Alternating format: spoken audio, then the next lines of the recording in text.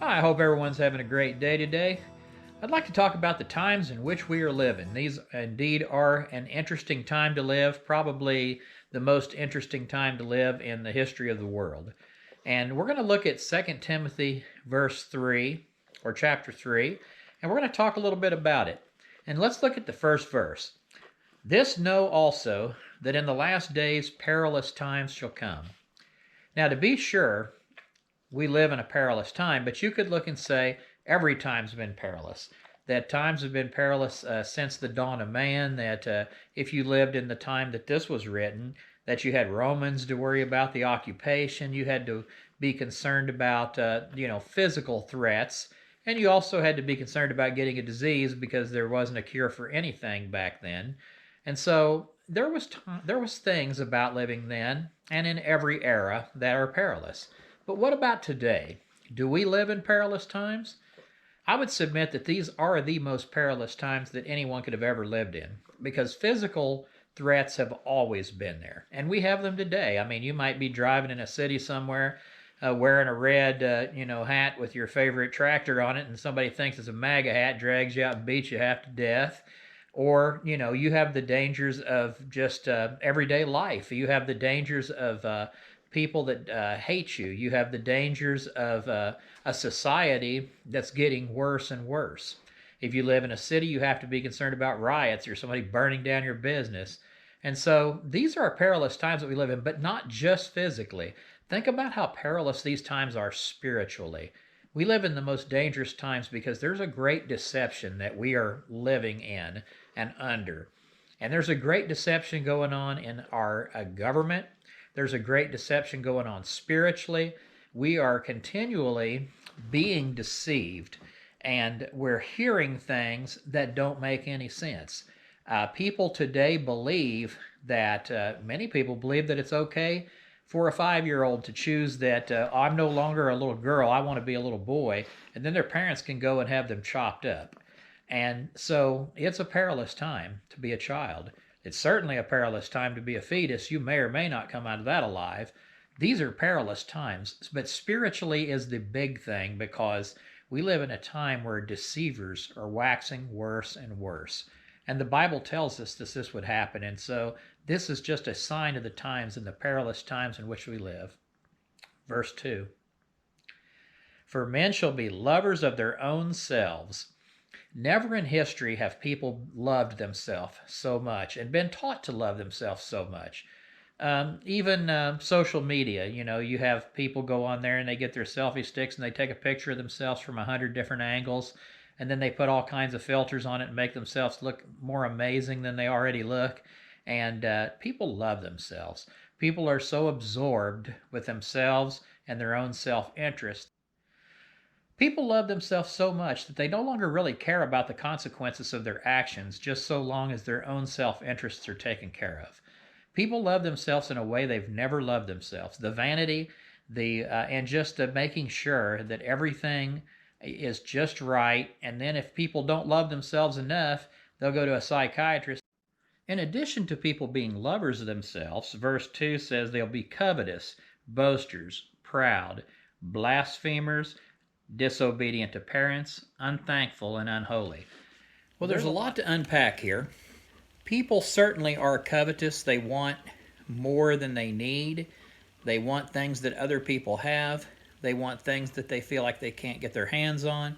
People are very, very covetous. Boasters, oh my goodness. People brag about everything they do. They go on Facebook just to tell us what they ate for dinner. And we have a tendency to be very proud of ourselves, of our achievements, and everything that's going on in our lives. So we can see that people are these things: proud, blasphemers. That's one of the big things that I've noticed in my life, is that once upon a time you could turn on the TV and it didn't have a tendency to make fun of God and people that worship God to the degree that it does today.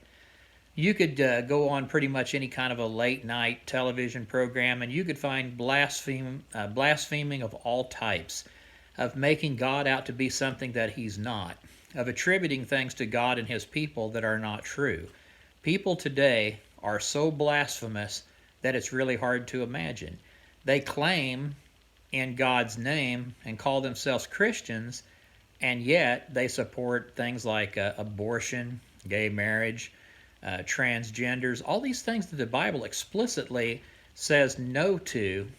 The blasphemer will say yes to, and will say that it's great and should be glorified. So today, according to verse 3, people are without natural affection, truce breakers, false accusers, incontinent, fierce, despisers of those that are good. Well, people definitely despise those that are good. People on the left stand against everything that's good in the eyes of God. If it's evil and wicked in the eyes of God, then they're all for it. But very, very much against those things which are good, and certainly against those people which are good. Without natural affection, that's for sure. There's a lot of people that don't like their own family. They hate their parents. They hate their children. And, of course, natural affection could also pertain to people that are attracted to the same sex and act on that. And so people are without a natural affection. Truce breakers, you can't take a person on their word anymore. It used to be that business in banks was done on a handshake, that businesses in a lot of different little stores and things, you could count on a person, doing what they say they're going to do. Or if they get something from you, they'll pay for what they get. And so people, they don't live up to their word anymore. Truce breakers, indeed.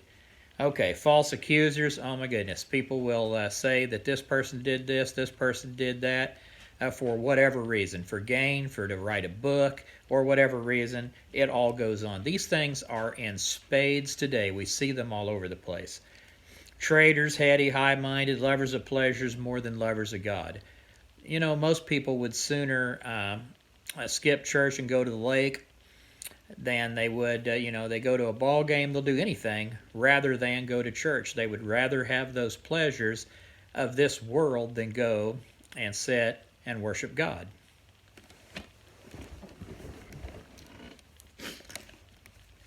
Verse 4 says that they have a form of godliness, but deny the power thereof, and from these people we're supposed to turn away. Having a form of godliness. A lot of people have a form of churchiness.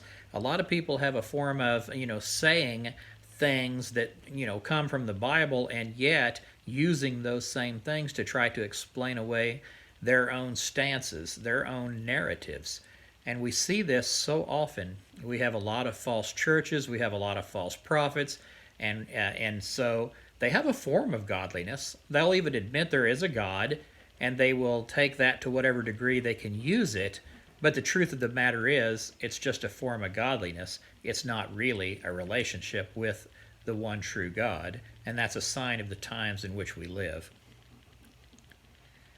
All right, and so we see that there's a lot of problems that are associated with the last days that are going on right now. It talks about that you're going to be persecuted. There's going to be afflictions. And evil men and seducers shall wax worse and worse, deceiving and being deceived, which is in verse 13. Evil men and seducers are certainly waxing worse and worse. People will say the craziest things. A lot of these people in these mega churches, they're going there to hear things that their itching ears want to hear. They aren't going there to hear the truth. They're not going there to get their life right. They're not going there to deepen their relationship with God. They're going there to bolster their self-esteem and to make themselves feel better and just to kind of try to have a part in their own salvation, but not understanding what it really takes. And so evil men, seducers, you've got everything from just plain out false religion, and you've got the evil men in this world that are trying to take over the world, that are trying to put people under their own thumb. It's something that I'll talk about in another video, I'm sure. But we've got big problems, and we certainly live in these last days. I think that we can't hardly deny all of these things that we see. Have they always existed? Of course they have. Have they existed to the degree which they do now? I don't really think so. And so we're going to see things get worse and worse. And in many respects, this time in which we live, it is an exciting time, but it's also a time in which we have to really be careful not to believe everything that we hear, because a lot of these people are smooth talkers. A lot of the evil men and seducers, well, they're going to fool everybody except maybe the very elect. Let's take a quick look at Matthew 24.